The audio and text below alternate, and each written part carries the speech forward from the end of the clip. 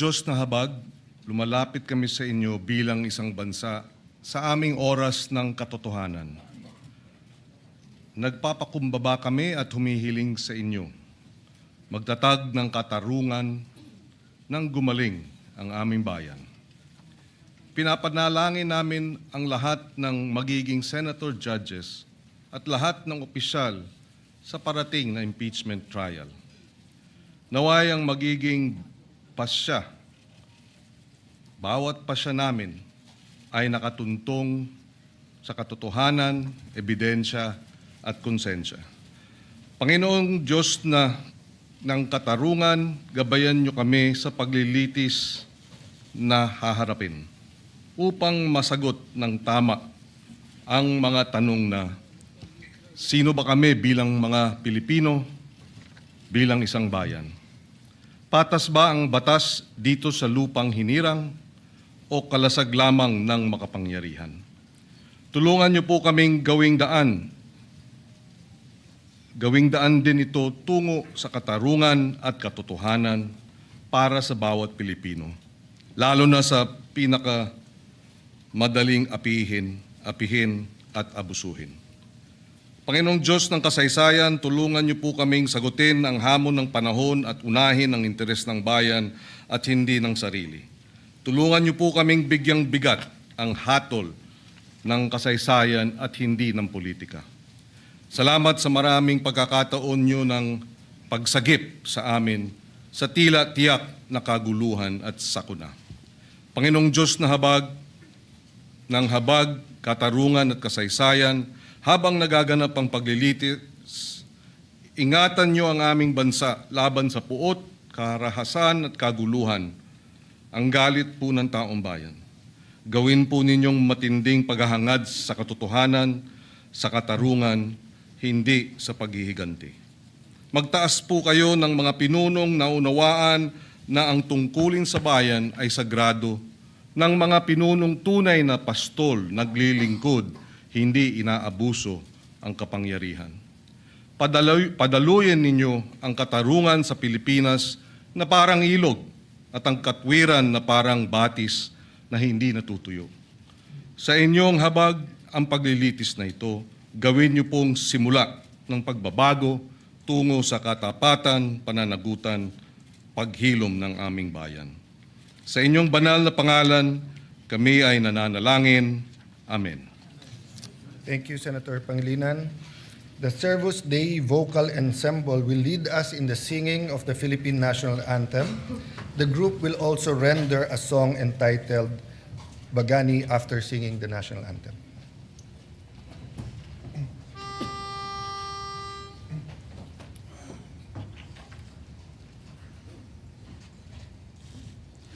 Bayang magiliw, pera sa silanganan, alam ng puso, sa dibdib mo'y buhay. Lupang hinirang, duyan ka ng magiting, sa manlulupig, di ka pasisingin. Sa dagat at bundok, sa simoy at sa langit mong bagaw, may dilag ang tula at awit sa paglayang minamahal. Ang kislap ng wataw at mo'y tagumpay na nagdilingning, ang bituin at araw niyang kailan pang may di magdidinig. Lupa ng araw na luwan, hatid pagsinta, buhay langit sa piling mo. Aming ligaya na pa may mga api, ang mamatay nang dahil sa'yo.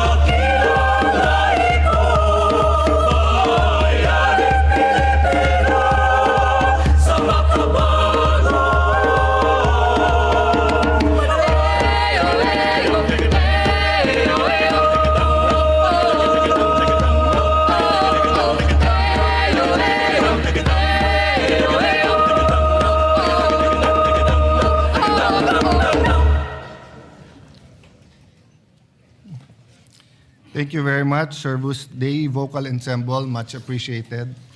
Good afternoon, dear colleagues. Acting Majority Leader. Yes, Mr. President, thank you. Mr. President, I move that we dispense with the reading of the journal of the 63rd session, May 13, 2026, and consider... I'm sorry, Majority Wala pa Leader. pala. We'll do Sorry. the roll call first. May we Yes, my apologies. move for the rolling of the... Roll call, please, Mr. President. I move to call the roll, Mr. President. Sorry. There's no objection, we will call the roll. Roll call of members. Honorable Senator Aquino, Senator Cayetano Pia, Senator De La Rosa, Senator Ejercito, Senator Escudero, Senator Estrada, Senator Gatchalian, Senator Go, Senator Hontiveros, Senator Lacson, Senator Lapid, Senator Ligarda, Senator Marcoleta, Senator Marcos, Senator Padilla, Senator Pangilinan, Senator Soto, Senator Tulfo Erwin, Senator Tulfo Rafi, Senator Villanueva, Senator Villar Camil, Senator Villar Mark, Senator Subiri. The Senate President is present.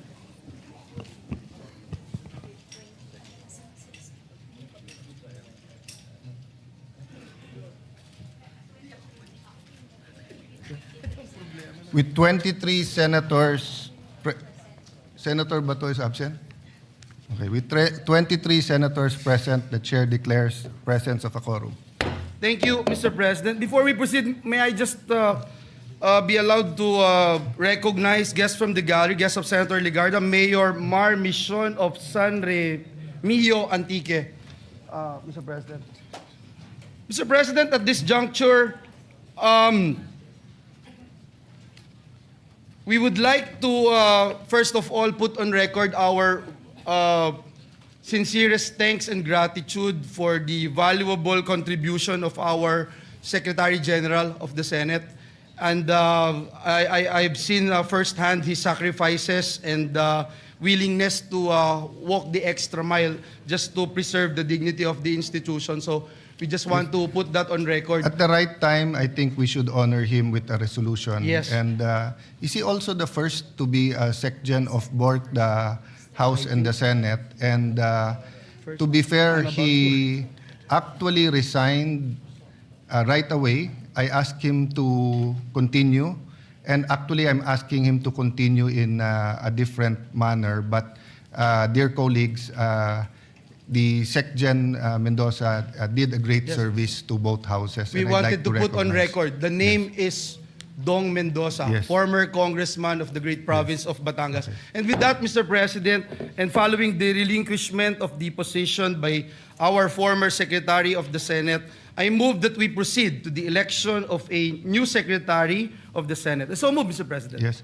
I consulted the minority leader, and because the SecGen will also be the clerk of court of the impeachment proceeding. So there are no objections. We will proceed. Thank you, Mr. President. Mr. President, in accordance to Rule 2, Section 2 of the Rules of the Senate, may I respectfully nominate Jose Luis Garcia Montales as the new Secretary of the Senate. So move, Mr. President. Is there any objection?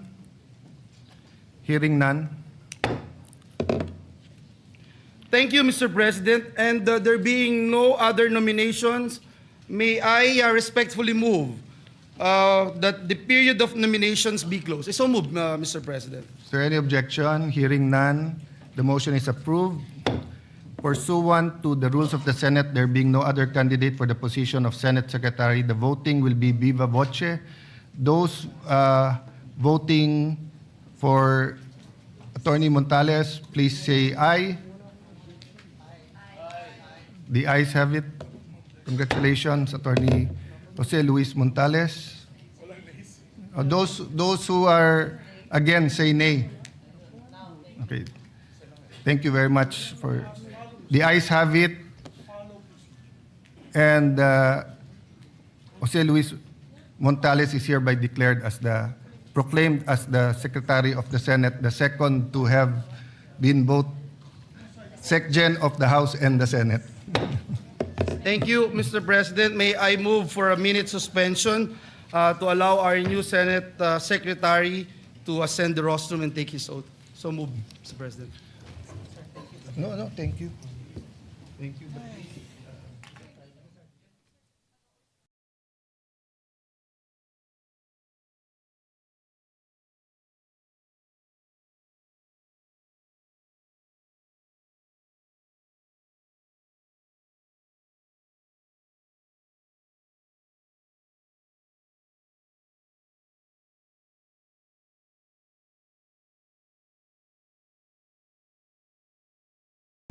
Wala si Ses. Okay.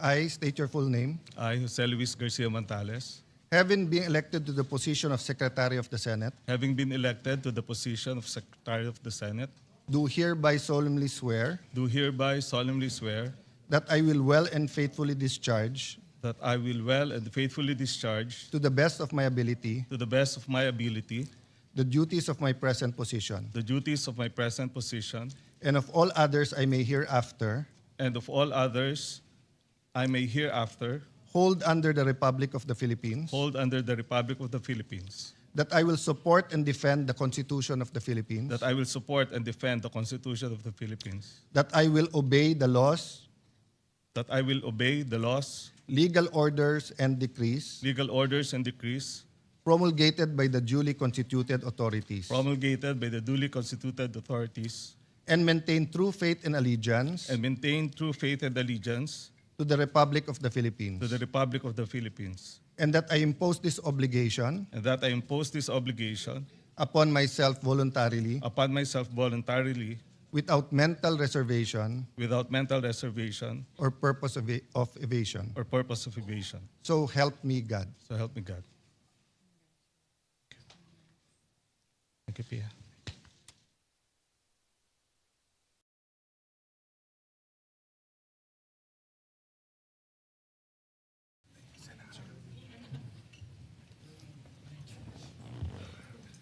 Nandiyan na yung sana.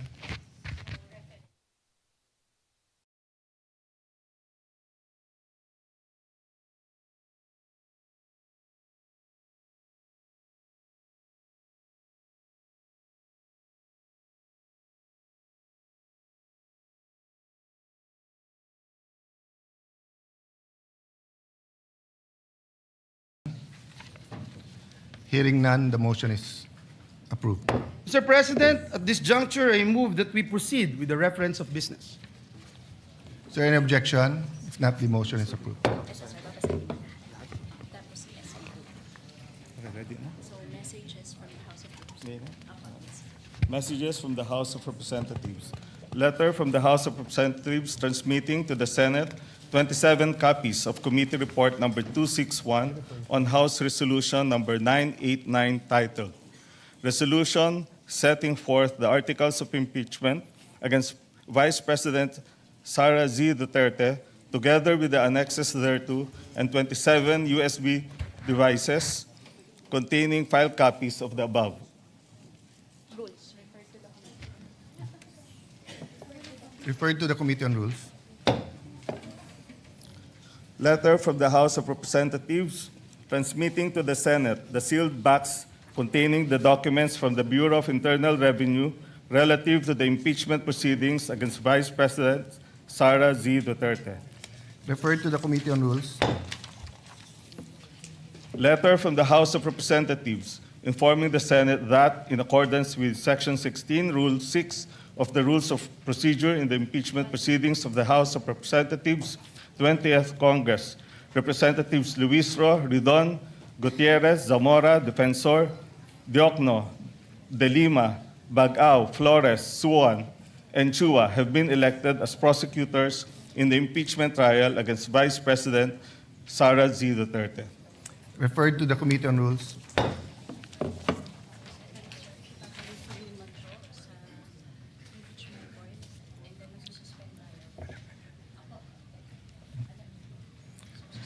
Acting Majority Leader. Mr. President. Yeah. Mr. The President. Minority Leader is recognized. I heard, and we saw the notice, the message from the House of Representatives, and you have referred the articles of impeachment to the Committee on Rules.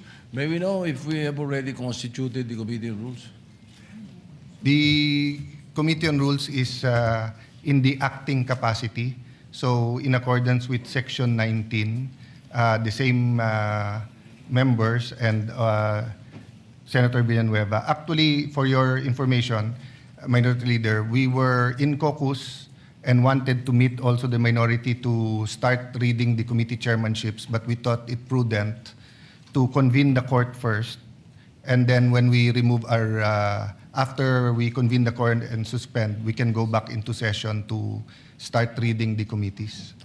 So I take it that right now the chairman of the Committee on Rules is in an acting capacity. Yes, Senator Villanueva. And an the acting. membership at this point would only be the ex officio members. And the members before the all positions were declared holdover vacant. from the Holdover, previous, yes. In accordance with Section 19. Will you refresh me with Section 19, Your Honor, Mr. President? Because Yes, yes. And to be fair, because in that Senator case- Pangilinan has a interpretation question. That's why we referred this to the Committee on Rules. Okay. The chairman and the members of the permanent committee shall commence in the exercise of their duties upon election. They shall cease when their successors shall have been elected or designated. So since we have not yet elected or designated their successors, except for the majority leader, our interpretation that it continues. But Senator Pangilinan did bring up the seeming conflict that if it's all seats vacant, then it's Yes, vacant.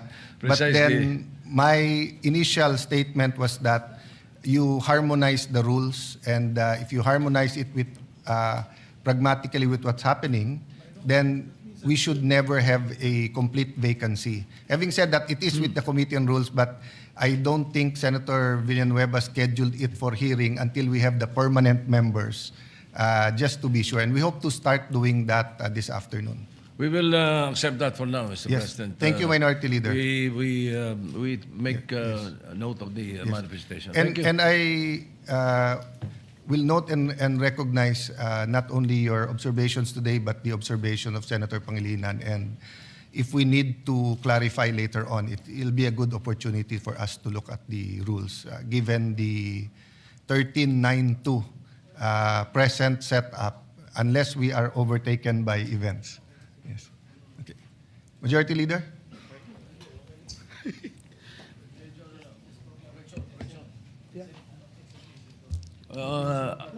Correction, Mr. President, 1311. Yeah, well, it hasn't been corrected because Senator Subiri and Senator JV said that they are independent, but same with Senator Pia and I, we started out independent, and then Senator Subiri asked us if for the purposes of we can join the majority. So it's their choice if they remain minority or they join the majority, or if you can get 2 more members, then you will be the new majority. Yes, Mr. President. Mr. President, may I? Of course. Former Senate President Dubiri. Thank you very much, Mr. President. I would like to be associated with the minority bloc, Mr. President, if I may. Binatikos nga ako nila, sabi nila na ako ko'y nag-fence sitting at nag-abstain. Nag-abstain lang ako para have a free hand to vote on which issue that I think is important for the Filipino people. But when it comes to the organization, I would like to associate myself with the minority, Mr. President. Thank you. Thank you, Senator Subiri. Yes. So, Senator Ejercito would also like to manifest. Yes, first of all, Mr. President, I'd like to thank Mr. President for the trust and honor that I was offered to become the majority leader. But as I have mentioned to you personally, that as of this time, I would rather maintain my independence, and with what is happening all over, I think I will be able to perform my task very well and my pet programs very well as an independent. But again, nonetheless, Mr. President, I would like to thank you for the trust and confidence. Being majority leader is a very, of course, it's one of the most powerful, we would say, position in the Senate. But I guess I have, at this point, I would like to maintain my independence. Mr. And President. I also understand, I also recognize that you will say that you will be our number 14, but until the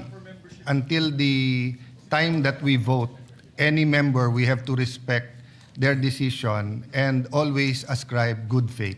So we will continue to be good friends despite the political divisions or the nomenclature of who is in the majority or the minority. So for the purposes of today to the future, and unless a change is made, will you be an independent or will you be with the minority? Yes, for now, Mr. President, I'll be with the minority. Okay. But again, I would like to thank you for Yes. that and for the respect. And we will all still be friends, no matter what. Thank you, Mr. Thank you, President. Senator Ejercito. So the Secretariat has that noted, and we can now compute the membership at a 13-11 proportion. So that we do not, we're not accused of any delay. Acting Majority Leader, what's your pleasure Yes, Mr. about the President. articles of Yes, impeachment? yes, that has Mr. been President, just to referred? put on record, as Senator JV made mention, this his statement is for the purposes of proportional representation in the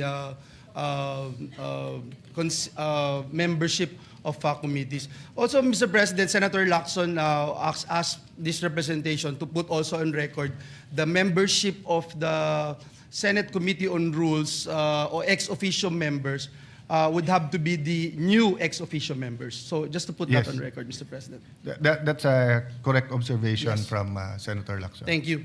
Mr. President, with the permission of the body, the articles of impeachment have been referred to the Committee on Rules. May I respectfully move to refer the articles of impeachment to the impeachment court. I so move, Mr. President. Is there any objection? There's no objection. It is so referred. Mr. President, may I move that we suspend the session to convene the impeachment court. So move, Mr. President. If there's no objection, we will suspend and convene the impeachment court.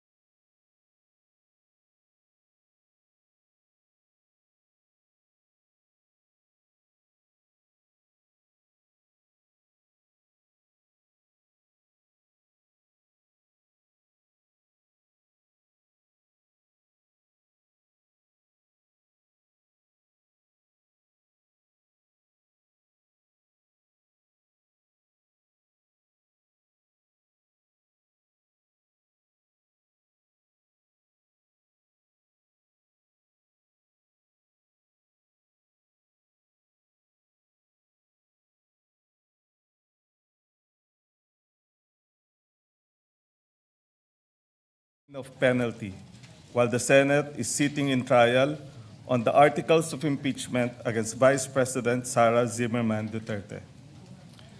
The clerk of court will please call the roll. Roll call of members. The Honorable Senator Judges: Aquino, Cayetano Pia, De La Rosa, Ejercito, Escudero, Estrada, Gatchalian, Go, Ontiveros, Lacson, Lapid, Legarda, Marcoleta, Marcos, Padilla, Pangilinan, Soto III, Tulfo Erwin, Tulfo Rafi, Villanueva, Villar Camille, Villar Mark, Zubiri, the Senate President. With 23 senator judges present, the chair declares the presence of a quorum. Senator Judge Villanueva. Yes, Mr. President, Sir Presiding Officer, may we request Senator Judge Camille Villar to ascend the rostrum to administer the oath of the Senate President.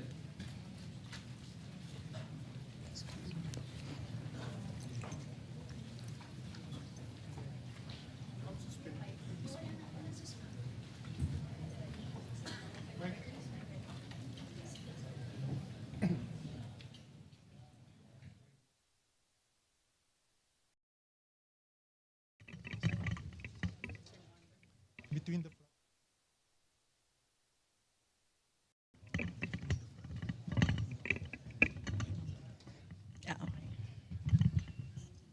Anytime. Please raise your right hand. Impeachment trial of Vice President Sara Zimmerman Duterte. I state your name, I, Alan Peter Compañero Shram Cayetano, solemnly swear solemnly swear that in all things appertaining to the trial of the impeachment of Vice President Sara Zimmerman Duterte, that in all things appertaining to the trial of the impeachment of Vice President Sara Zimmerman Duterte, now pending, I will do impartial justice according to the Constitution. will I will do impartial justice according to the Constitution and laws of the Philippines. and the laws of the Philippines. So help me God. So help me God.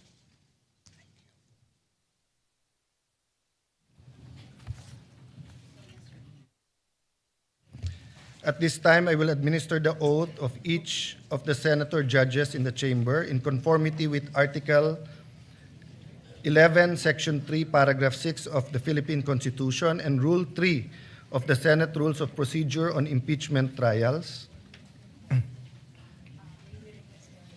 May we request everyone to rise. Same oath, no? Same oath. So, same.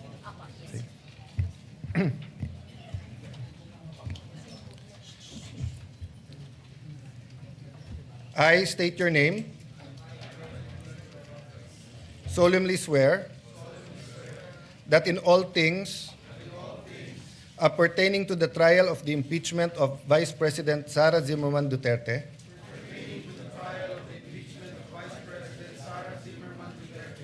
now pending, I will do impartial justice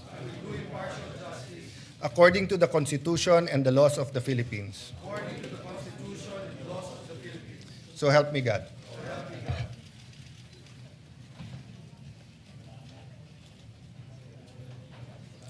Senator Judge Villanueva. Thank you, Mr. President. Last Thursday, May 14, 2026, the House of Representatives, through Secretary General Cheloy Garafil, personally delivered to the Senate the articles of impeachment against Vice President Sara Zimmerman Duterte, pursuant to Article 11, Section 3, Paragraph 3 of the Constitution, and Rule 4, Section 11 of the Rules of Procedure in the impeachment proceedings of the House of Representatives. Earlier today, the articles of impeachment were referred to the Committee on Rules and consequently to the Senate sitting as an impeachment court. Mr. President, the articles of impeachment against Vice President Sara Duterte with its annexes are now presented to the court for proper disposition and action. The same is duly noted and made of record.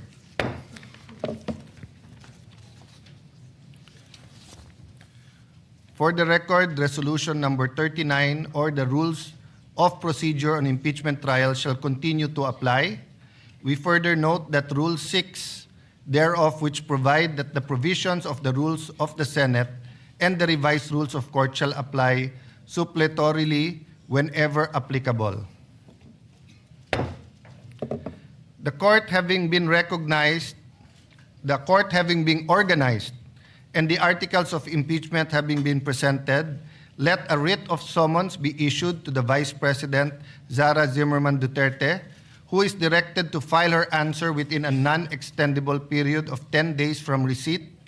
Pursuant to Article 7 of the Rules of Procedure of Impeachment Trial, she is directed to appear before the Session Hall of the Senate of the Philippines upon notice. The Sergeant at Arms is directed to serve the written summons on Vice President Sara Duterte along with a copy of the articles of impeachment. The prosecution may file a reply within a non-extendable period of 5 days from receipt of the answer. The parties may file their pleadings and annexes in person or through electronic mail. All other pleadings, motions, similar papers intended for the consideration of this court may be filed electronically.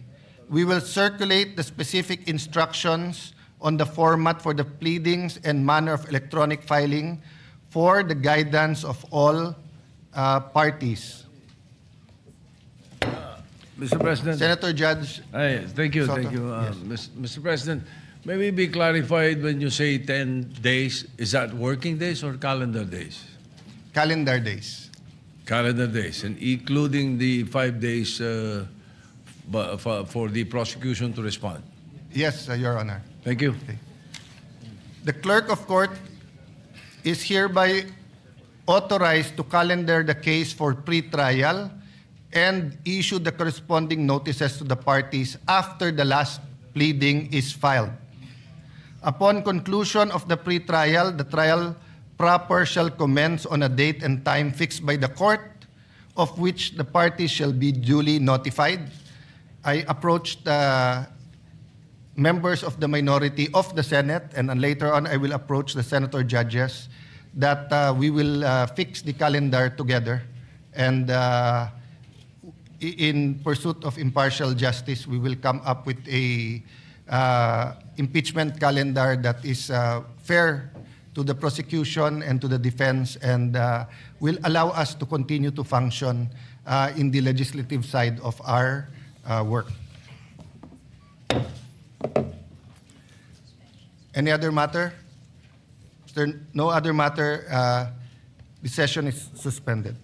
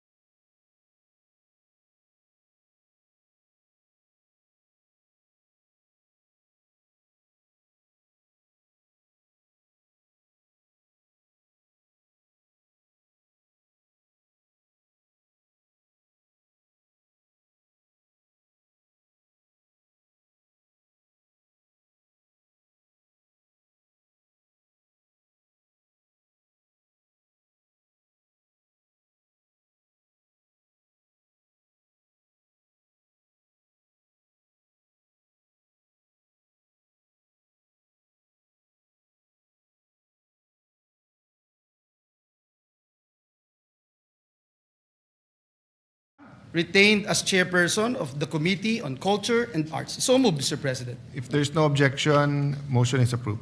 Senator Pia Cayetano, retained as chairperson of the Committee on Ways and Means. So moved. There's no objection, motion is approved. Senator Christopher Bongo, chairperson of the Committee on Health and Demography. Vice Senator Risa Hontiveros. So moved, Mr. President. Is there any objection? Any objection? No objection, motion is approved. Mr. President, Senator Joel Villanueva as chairperson of the Committee on Higher Technical and Vocational Education. Vice Senator Loren Legarda. So moved, Mr. President. There's no objection, the motion is approved. Thank you very much, Senator Legarda. Senator Jinggoy Ejercito Estrada, chairperson of the Committee on National Defense and Security, Peace, Unification, and Reconciliation. Vice Senator Loren Legarda. So moved, Mr. President. Is there any objection? If none, the motion is approved. Senator Christopher Bongo, retained as chairperson of the Committee on Sports. So moved, Mr. President. Any objection? No objection. The motion is approved. Pang health na, pang sports pa.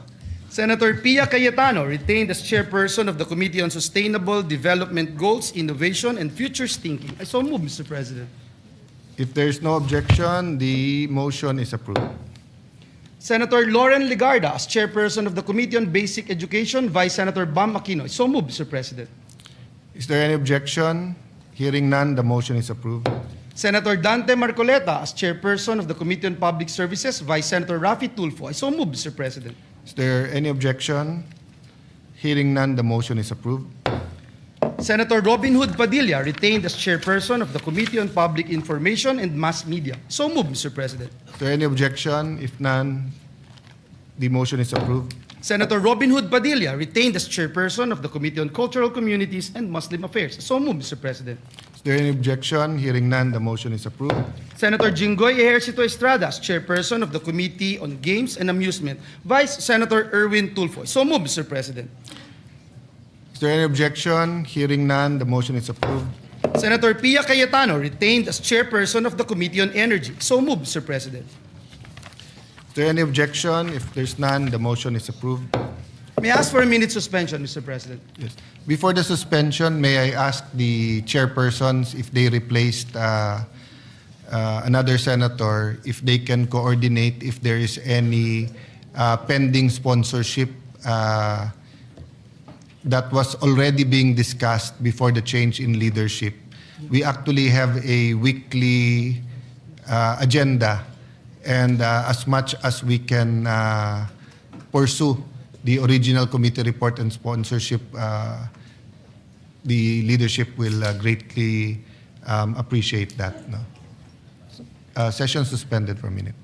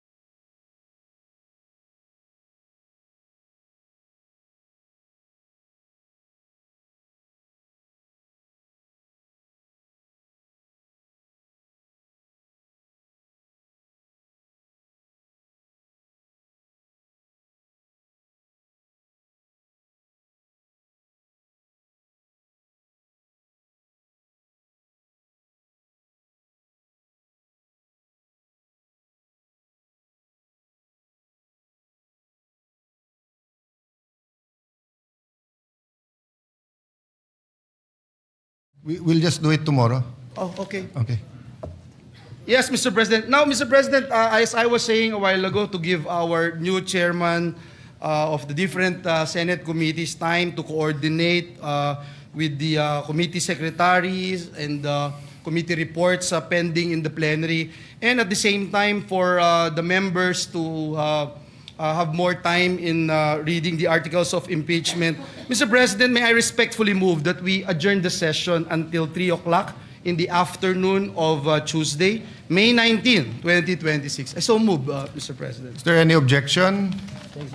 There being none, the session is adjourned until 3 o'clock in the afternoon, Tuesday, May 19, 2026.